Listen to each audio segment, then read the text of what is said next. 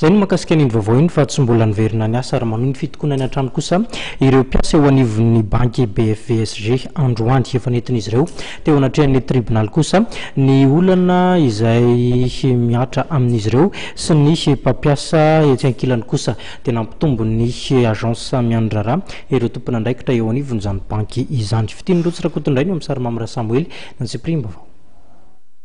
Araky ny nambaran'ireo mpiasan'ny BFVSG dia mitohy ary tsy akanto ny fitokonana izay tanteran'izy ireo eny amin'ny Fohibeny eny Antaninarenina. Ny antony moa dia ny tsy fankasitrahana ny fifanarahana teo amin'ny solotenan'ny mpiasa sy ny tompon'andraikitra mahakasika indrindra ny karama.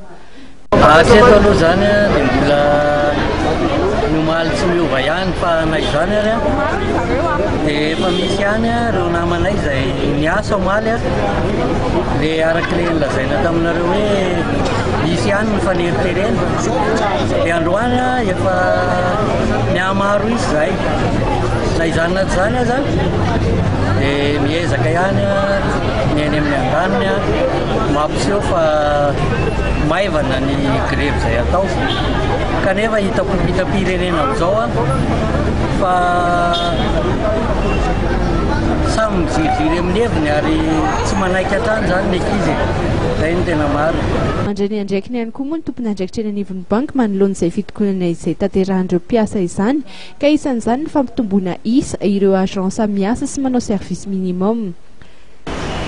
Maro ny efa dingana lalovan'ny lehibe an'orinasa sy ny mpiasa zany hatreto nandeha ny négociation dia tsy nahita mahamaritra iraisana moa ry zareo. Avy eo niditra tamin'ny médiation ny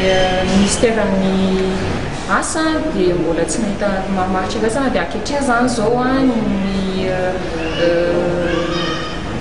fampirarana napetraka au niveau an'ny tribunal zany hoe miandry ny décision an'ny tribunal izay amoaka izay fanapakevitra farany zany zao ny rotonta izay fanapakevitra ny tribunal io moa zany dia tsy maintsy eken'ny rotonta. Natolotry ny solotenan'ny mpiasa eny anivon'ny tribunal ihany koa ny raharaha ka dia samy miandry izany na ny andaniny na ny ankilany ary samy tsy maintsy manaiky izay tapaka ny fitsarana.